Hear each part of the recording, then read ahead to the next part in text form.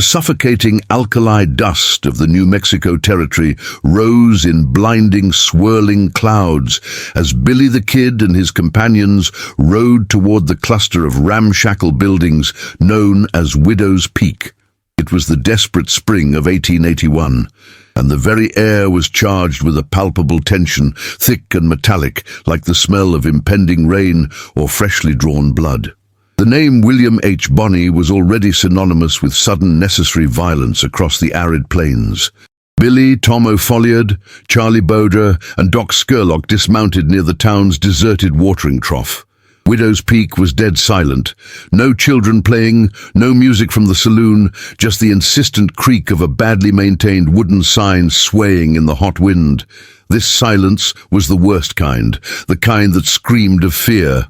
Billy spotted the man he was looking for, huddled near the livery stable, Isaac, a gaunt prospector who looked beaten down by sun and despair. Isaac recognized Billy instantly, his eyes widening with a flicker of terrified hope. "Bonnie," Isaac whispered, his voice dry as the desert sand, rushing toward the outlaw. "They said you might ride in. They said you might be the only chance left." "Slow down, partner," Billy said, his eyes scanning the rooftops. "Who did what, and who are they?" Isaac's story spilled out in a rush, a bitter testament to frontier corruption. His sister Ilara and her friend Marta, a clerk at the town's land office, had witnessed a murder 2 weeks prior. They saw Sheriff Quinlan and a man named Deacon kill a homestead commissioner who was about to expose a massive land fraud scheme.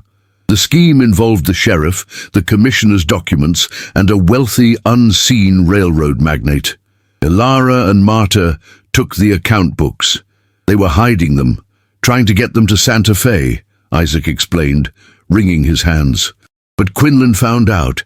He sent Deacon and his men to raid their cabin last night. They didn't kill them, Bonnie. They took them. Quinlan wants the books back, and he wants those women silenced forever. He's been promising them a quick death if they talk, but a long, agonizing one if they don't give up the books. Doc Scurlock's expression tightened. "The books aren't just evidence, kid, they're leverage. Quinlan holds the women to force the books out of Isaac or whoever is protecting him." Billy looked past Isaac toward the squat, formidable structure of the sheriff's office. He felt the cold, familiar knot of resolve tightening in his chest. This wasn't just a simple robbery, it was the ruthless execution of justice against the weak. "Quinlan and Deacon," Billy repeated, the names tasting like ash. "Where are they keeping Ilara and Marta?" "At Quinlan's private hunting lodge, out on the Mesa Verde Trail," Isaac revealed, pointing east toward the distant hazy foothills. "It's a thick-walled stone cabin. They'll be guarded tight. They'll be expecting someone to show up, but not you, Mr. Bonney." Isaac's eyes, full of desperate pleading, met Billy's. "I don't care about the land, Mr. Bonney. Just the women. Just my sister. Quinlan is having fun with them. He's breaking them slowly. If you can get them out, I'll give you the books. You can use them to burn Quinlan and the railroad magnate to the ground." Billy stepped closer, resting his hand on the butt of his Colt .45. The leather was smooth and cool beneath his palm. "Quinlan didn't just break the law, Isaac. He broke the code. He's using defenseless women as bait. That's a kind of filth that needs cleansing." "I'll do it," Billy said, his voice flat with lethal certainty. "We'll bring them out. Now, where are the books?" Isaac led them quickly to a dry well shaft behind the church and retrieved a heavy, oilskin-wrapped bundle. The books were fragile, dusty, but clearly filled with damning evidence. As Billy took the books, Charlie Boder, perched on the roof of the general store, gave a sharp, low whistle. "Two riders, kid," Charlie called down, his voice barely audible above the wind. "They just rode out from the saloon, heading toward the Mesa Verde Trail. They saw Isaac talking to us. They're running straight back to tell Quinlan his bait has been taken." Billy tipped his Stetson to the disappearing horseman. "Good. The game is afoot. Quinlan knows we're coming, but he doesn't know how. We've got less than an hour before the lodge is fully alerted." The silence of Widow's Peak was now shattered, replaced by the grim anticipation of a coming storm. The gang rode hard, covering the initial distance from Widow's Peak before taking refuge in a shallow canyon wash, known locally as the Serpent's Coil. The air here was colder, trapped by the rock walls, carrying the scent of wild mint and sulfur. The outlaws gathered, utilizing the flat side of a saddlebag as a makeshift map table. Doc Scurlock, the former medical student, was all business. The Mesa Verde Lodge is a stone fortress built by the wealthy magnate who's buying up the land, Baron Finch of the Trans-Territory Rail. He uses it as a remote headquarters. Quinlan is Finch's puppet, and those women are the only people who can testify to Finch's murder and fraud. Quinlan will have those books back at any cost, Billy affirmed, wiping the sweat and dust from his youthful face. He won't leave the lodge undefended, even though he knows we're coming, but he won't expect us to hit them before the lodge. Tom O'Folliard, Billy's loyal second, checked his rifle action. The two spotters we saw leaving town, the Heralds, they're Quinlan's immediate intel. They'll ride to Deacon, who's probably running a forward position. We take Deacon first, silence his men, and then use him to understand Quinlan's defenses at the lodge. Billy fixed his gaze upon the account books wrapped in oilskin, their very existence a threat to the power structures of the territory. He lifted his head, his voice gaining a hard edge. This ain't about us riding out with full pockets, boys. This is about making a statement that there are lines even the law can't cross. No one uses the weak as leverage.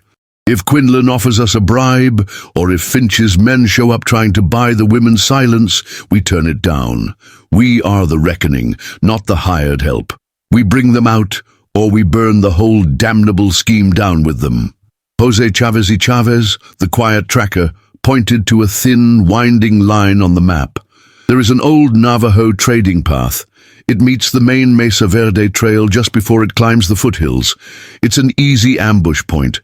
Deacon uses it for scouting and transport.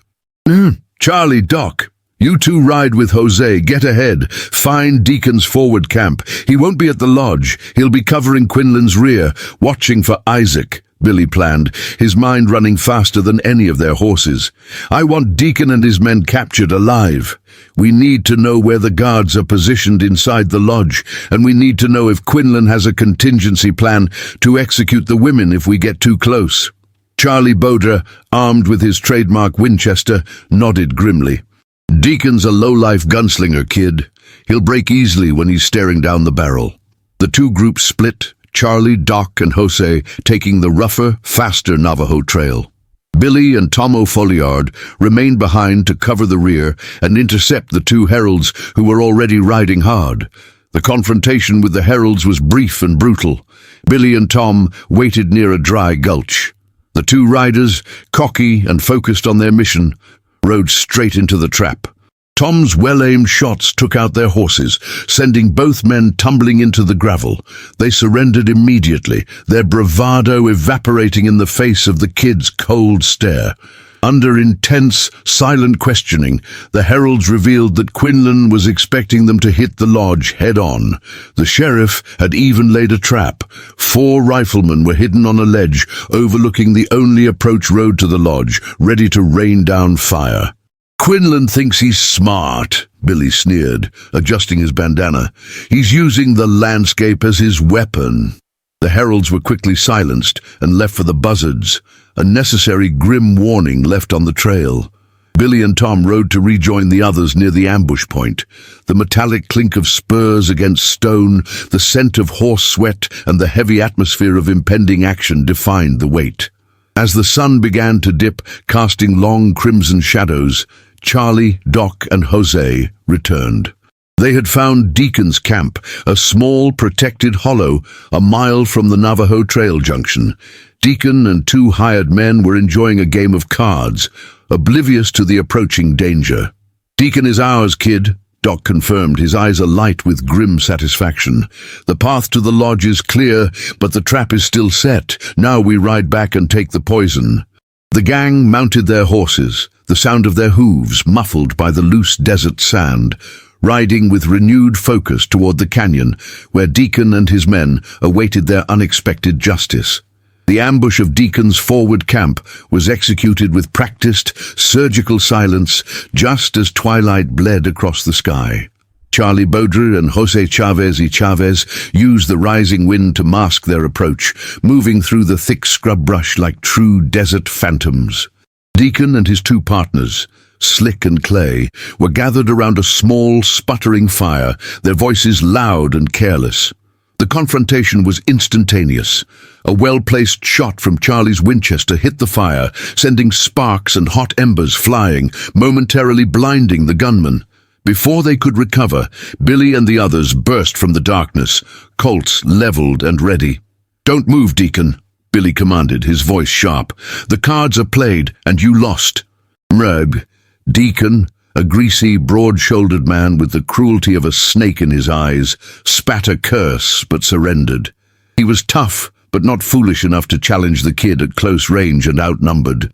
Slick and Clay followed suit, dropping their guns into the dirt. They were bound and dragged into a deeper shadow. Billy stood over Deacon, the evidence books held in one hand, the cold metal of his Colt 45 resting lightly against Deacon's temple. "The women," Billy demanded, his voice low.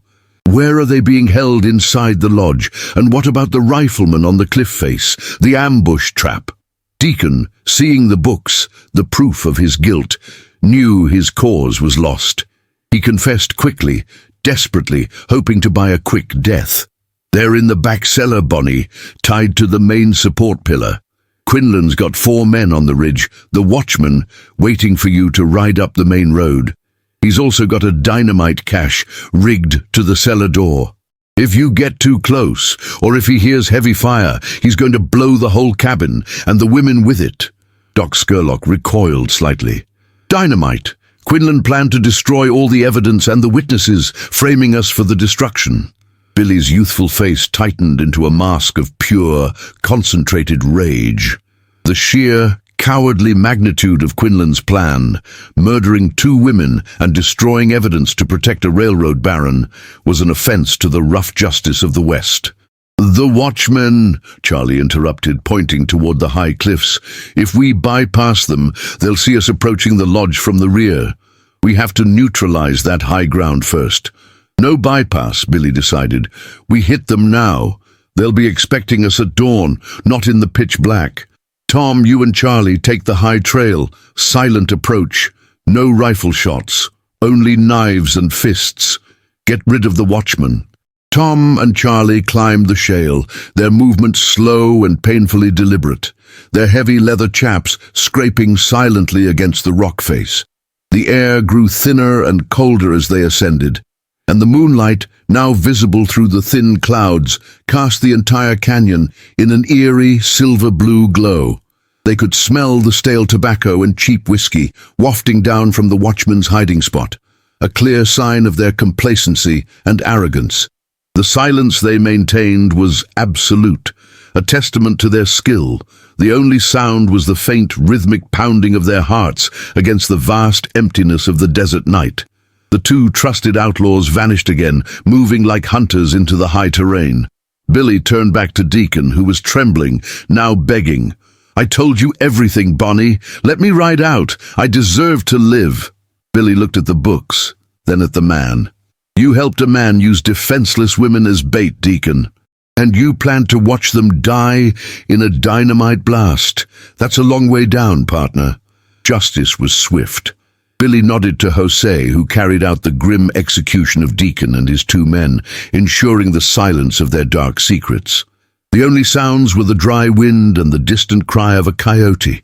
Minutes later, a single, sharp whistle echoed from the high ridge. Tom and Charlie were successful. The watchman was silenced. The path to the lodge was now open, but the most dangerous part of the plan remained. The sheriff, the remaining gunmen, the 2 women, and the dynamite. Billy mounted his horse, the leather creaking under his weight. "The dynamite changes the rules. We don't duel, we don't fight. Doc, you and José find the cellar window. Get the women out before Quinlan even knows we're there. Tom and I will provide the diversion at the main door." The silence that followed was charged with a heavy, lethal purpose. They were riding into a death trap, but they were riding with a purpose greater than survival. The Mesa Verde Lodge loomed in the early hours before dawn, a dark, heavy silhouette against the paling eastern sky. The stone structure was built for defense, its few windows small and high. The only light came from the low-burning fire inside the main room. The attack was a desperate race against time and the deadly dynamite cache. Doc Scurlock and Jose Chavez, utilizing the darkness and their extensive tracking skills, moved around the cabin's perimeter, finally locating the small, barred cellar window. Meanwhile, Billy and Tom O'Folliard provided the calculated distraction. They rode hard and loud to the front of the cabin, their rifles spitting fire into the upper windows, drawing the panicked attention of the remaining guards and the sheriff. Sheriff Quinlan, a bulky man whose authority was built on cruelty and arrogance, burst through the front door, his double-barreled shotgun leveled. "Bonnie, I knew you'd come. You just signed your death warrant, boy." The diversion worked. As Quinlan and his last 3 gunmen engaged in a furious, messy firefight with Billy and Tom, the sheriff's attention was completely fixed on the front. The dry, bitter scent of gunpowder filled the pre-dawn air, mixing with the sharp, metallic taste of fear. Below the main room, Doc and Jose worked frantically on the cellar window bars. Using a thick piece of rope and sheer strength, they managed to pry one bar loose, creating a gap just large enough for a person to squeeze through. Inside the cramped, dirt-floored cellar, Ilara and Marta were tied to a thick central support beam, their faces pale with terror, but their spirits unbroken. The explosive was a box of cheap mining dynamite, wired crudely to the outside of the cellar door. "Marta, Ilara, we're with Billy the Kid, hurry!" Doc whispered urgently through the gap, his voice tight. The women, seeing the dim light of freedom and hearing the raging battle above, struggled free of their bonds and squeezed one by one through the narrow gap. As they scrambled to safety, a loud, panicked curse sounded from the main room above. Sheriff Quinlan had realized his error. Seeing the absence of guards at the rear and hearing the women's muffled voices, he ran toward the cellar door, shotgun in hand. "They're escaping! Get the fuse!" Quinlan screamed at his remaining deputy.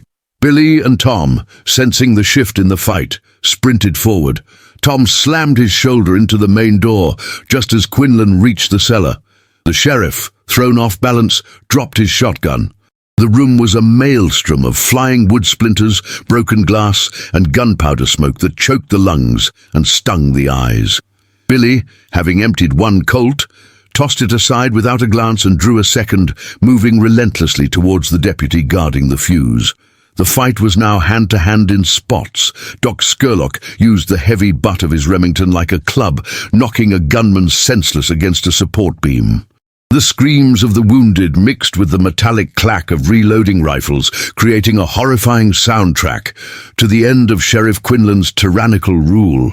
The final confrontation was a messy brawl in the smoky, splintered light of the lodge. Billy and Tom were outnumbered by the remaining guards, but they fought with the savage intensity of men who knew their purpose. The guards fell quickly, realizing their sheriff had planned to sacrifice them all. Quinlan faced Billy alone in the center of the room. The sheriff drew his sidearm, a massive engraved Colt Peacemaker. "You'll hang, Bonnie, for this and everything else. You don't get to play God." "I don't play God, Quinlan," Billy said, his voice flat and hard. "I just settle debts." The duel was fast. Quinlan, slowed by age and panic, fired wild. Billy, moving with the terrifying speed that was his trademark, fired twice. The reports were deafening in the enclosed space. Quinlan stumbled backward, collapsing against the fireplace, the gold of his badge dulled by the smoke and the shadows. Justice was finished.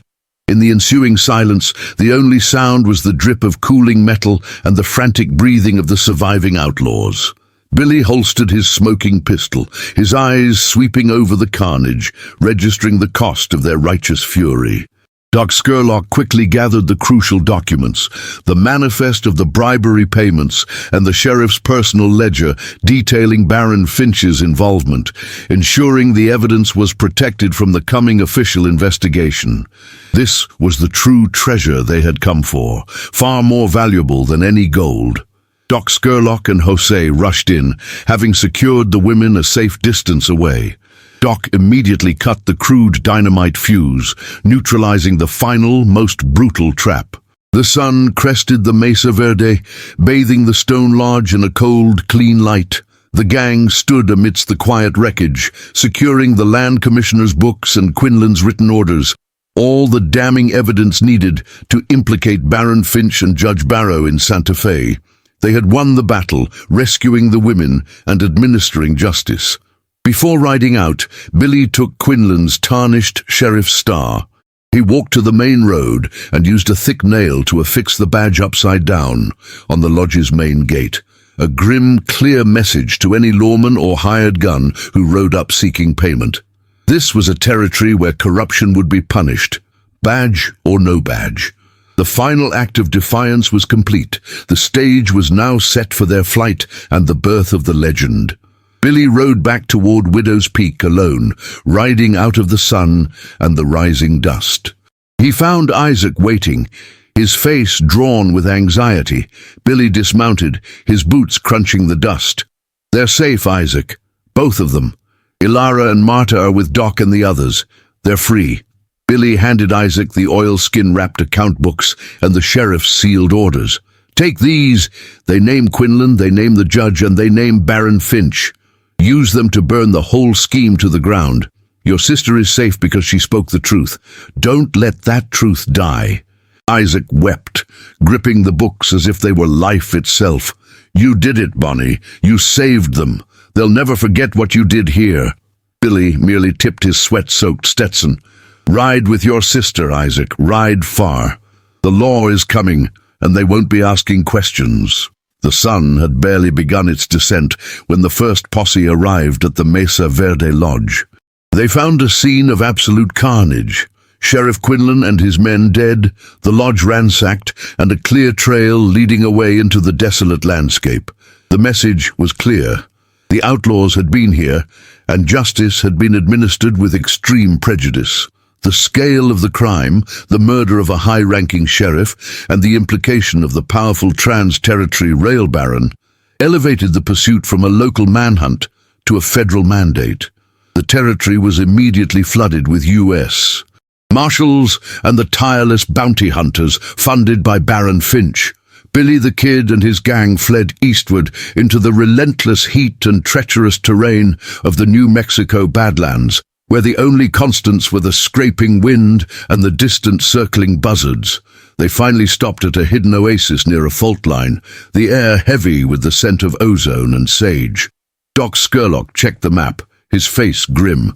"They've got us boxed in, kid. Pat Garrett's men are sweeping the entire county. 4 riders leave a trail a blind man could follow." Billy knew the time for collective safety was over. The priority was the preservation of the truth and the legend. "Doc, Jose," Billy instructed, his voice low but firm. "You two take the horses. Head south immediately. Use the fault line as cover. It will throw off their trackers for a day. Head for the border and don't look back. You carry the skill, the knowledge. You deserve to live free." Drew, the farewell was brief, a fierce clasp of hands, a nod of understanding. Billy turned to Tomo Folliard and Charlie Baudra, the men who had risked everything without question. Tom, loyal to a fault, stepped forward. "I'm staying with you, Billy. We'll shoot our way out." "No, Tom. I need you and Charlie to take the story, ride north, get new papers, disappear into the mountains. I need you to survive to tell the tale of Ilara and Marta and how Quinlan died for his filth. The legend has to be born clean." It was the hardest order Billy ever gave. They gripped hands in a tight final moment of brotherhood. Charlie and Tom rode out into the gathering twilight, their forms quickly swallowed by the shadows and the immense, silent land. Billy the Kid rode alone, deliberately turning his horse onto the main open trail, the path of the most intense pursuit. He was a decoy, the sole, desperate focus of the entire Marshal Service. Pat Garrett's men chased him relentlessly for weeks. They found the discarded tin cup, the worn print of his boot heel in the dust, the remains of his small fires, evidence that he was always just ahead, moving with a supernatural cunning that belied his youth. But they never cornered him. The sheer effort of the chase, always arriving just moments too late, began to fray the nerves of Pat Garrett's seasoned posse. They started seeing the kid's silhouette in every dust devil and hearing the faint clink of spurs in the empty canyons at night. They found messages, a charcoal sketch of Quinlan's badge pinned to a cactus, or a cryptic warning carved into a canyon wall. Signs meant not to taunt, but to prove the kid was present, unseen, a constant low-burning fire in the vast dark. Word of these ghost sightings and cryptic warnings traveled faster than the telegraph. The ranchers and homesteaders, quietly rejoicing in Sheriff Quinlan's demise, began actively aiding the phantom. They left water troughs full for a solitary rider, and spoke of the kid only as the one who came, transforming the wanted outlaw into a silent patron saint of the oppressed. His justice was no longer a crime. It was a myth, a prayer answered in gunpowder. Billy, knowing the power of this narrative, leaned into the silence. He shed the final trappings of William H. Bonney, a discarded bullet-hole jacket, his signature scarf, leaving only enough evidence to keep the hounds on the scent of a boy who no longer existed. He was a whisper on the wind, a shadow that kept watch over the vulnerable. He was transforming from an outlaw into an idea, a terrifying promise of retribution for those who sought to abuse the badge or the wealth of the rail barons. In the settlements, the story was already taking shape. The women were free, the deeds were exposed, and the powerful sheriff and the baron were ruined by a ghost who rode in, settled the score, and vanished. William H. Bonney had succeeded in his mission, and in doing so, he had transcended his own mortality. What remained was Billy the Kid, not a man of flesh and blood, but a spectral presence, an unseen avenger glimpsed in the shimmering heat haze, the swift, untamed shadow that haunted the arid canyons of the Southwest, forever pursued, yet never captured. He was the perpetual movement at the edge of sight, the silent embodiment of justice in a land without law, cemented forever as the ultimate legend of the Wild West.